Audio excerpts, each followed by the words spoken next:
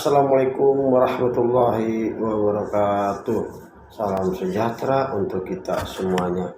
Sebelumnya saya mau ucapin dulu, saya turut berduka atas musibah yang dialami di Indramayu ya. Indramayu, Pertamina bakaran kemarin. Saya turut berduka. Mudah-mudahan proses permasalahan ini segera diselesaikan dan dicari apa sebab dan penyebabnya.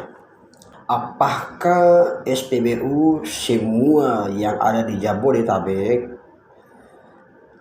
bahwa kotak yang bertuliskan RP 2000 dan juga ada penjaganya khusus di situ, bukan pekerja ya, penjaga khusus buat toilet, apakah itu atas usulan dari atas ataukah memang itu inisiatif mereka, para pemilik SPBU itu sendiri?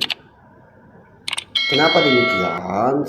Saya sudah sama kayak kemarin ke Jambi minta sumbangan di jalan raya itu, saya udah bilang zaman dulu tidak ada, kenapa kok sekarang baru ada? Itu kan agak-agak menabrak akal pikiran sehat kita. Memang mereka para penjaga toilet itu tidak memaksa atau tidak marah-marah begitu kalau kita tidak bayar. Tapi begini, maksudnya begini, contoh walaupun tidak memaksa, tidak marah-marah, tapi contoh begini, kita berjalan pakai motor di belakang trek ya, trek itu membawa bambu runcing tidak dibungkus, begitu tajam lancip begitu, kita di belakang trek. Bagaimana perasaan kita yang di belakang trek? Kita itu kan tidak menusuk ya, dia tidak menusuk ke kita, tapi bagaimana perasaan ketika kita lihat yang begitu? Itu secara naluri, perasaan, logika, pikiran begitu, hati. Bagaimana? Yalah, tolong kalau bisa sudahlah, janganlah dihilangkan sajalah orang-orang yang suruh jaga toilet lat itu, yang suruh bertuliskan SPBU yang 2000 itu.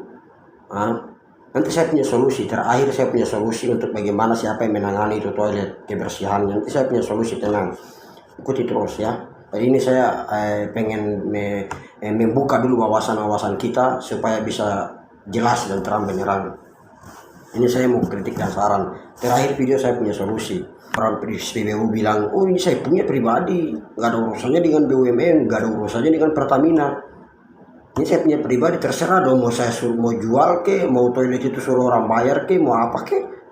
Apa masa iya begitu SPBU ini? Biarkan saja, kita kan menyediakan lapangan pekerjaan bagi mereka. Oke, kita kunci. Kalau memang argumentasi atau alibinya seperti itu, biarkan saja ya, biar menyediakan lapangan pekerjaan buat mereka. Tolonglah yang lebih banyak keuntungannya. Jaga toilet itu paling berapa sih dia dapatnya? Mencukup buat anak istri, buat masa depan, buat bayar sekolah, buat bayar kesehatan, nggak cukup. Pada dasarnya Anda yang ingin menyediakan lapangan pekerja, jangan suruh jaga toilet. Begitu. Paling berapa sih dia dapat? Gak nyampe tuh 3 juta sebulan, gak nyampe. Orang 2000 ada juga, bahkan orang nggak mau bayar, bilang makasih doang. Apa ya kan? Terus nanti para pemilik SPBU bilang begini, itu kan hak saya, biarkan. Kadang orang gak isi bensin aja, gak isi pertamax aja, datang-datang cuman kencing doang, cuman berak doang, ngotorin doang toilet saya. Ya aja saya suruh orang bayar. Gila, bener. Kenapa dulu nggak ada? Nah, ayo sekarang saya balikin. Kalau memang alibinya seperti itu, kenapa dulu nggak ada? Dulu ya, dulu kenapa nggak ada? Kalau mungkin anak-anak baru kemarin sore baru melek mata udah begitu, mungkin mereka maklumi. Tapi kita ini yang orang lama yang tahu persis situasi Jabodetabek itu, SPBU itu, Pertamina itu seperti apa, kita tahu persis. Bahkan zaman dulu itu di setiap logo di atas itu ditulis toilet, musola, minimarket. Itu ada. Kenapa sekarang bahkan disuruh bayar toilet SPBU? Belum lagi di atas tulisan-tulisan itu diganti dengan nama-nama tulisan minyak. Udah nggak ada lagi musola, udah nggak ada lagi tulisan toilet, sudah tidak ada lagi tulisan minimarket, malah diganti dengan nama-nama minyak. Harga-harga plus harga-harganya di situ. Coba lihat ya, pelang itu di atas berdiri itu ditulis. Kenapa dulu nggak ada? Sekarang baru ada, itu pertanyaannya. Kalau saya udah pernah bahas kalau masalah kenapa dulu nggak ada sekarang ada, saya udah pernah bahas bicara tentang jangan meminta sumbangan di jalan raya. Coba cek aja video saya di situ.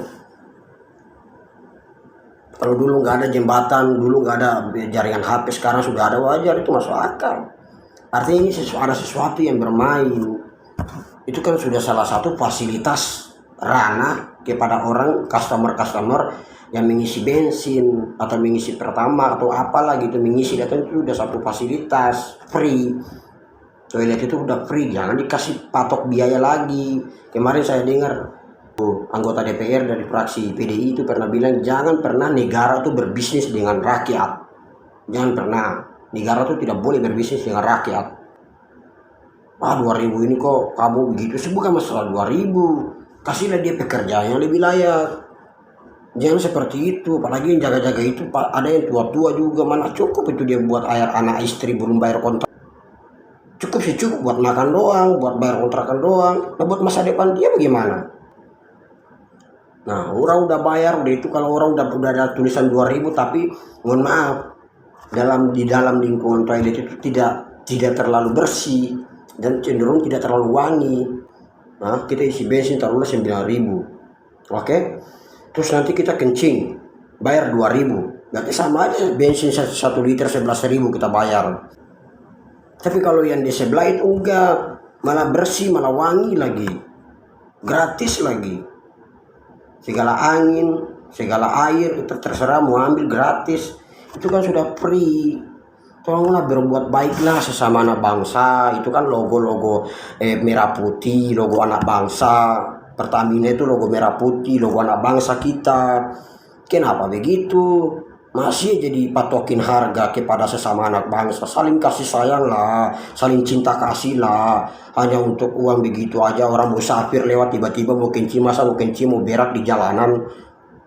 Itu sudah salah satu resiko, kan tidak ada yang ngutang, yang namanya Pertamina tidak ada yang ngutang kan. SPBU itu orang datang pasti cash.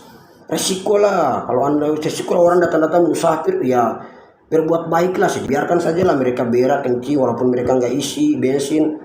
Berbuat baik hati lah sesama anak bangsa. Kita ini sesama anak bangsa loh. Apalagi yang datang-datang ke isi Pertamina itu, isi bensin itu, datang-datang ke SPBU itu kan orang-orang yang mayoritas, yang semuanya pasti itu orang-orang yang datang ke TPS kalau ada pemilu nasional, orang-orang yang datang ke suruh coblos pilih warna-warni partai. Kenapa masih dipintain duit juga? Kasihlah fasilitas buat mereka, buat kita sesama anak bangsa. Jadi tolong ya, saya mohon Pak Ahok atau Pak Erik untuk tolong ditegur atau kepada gubernur setempat untuk menegurlah pihak-pihak SPBU yang memperjualbelikan toilet.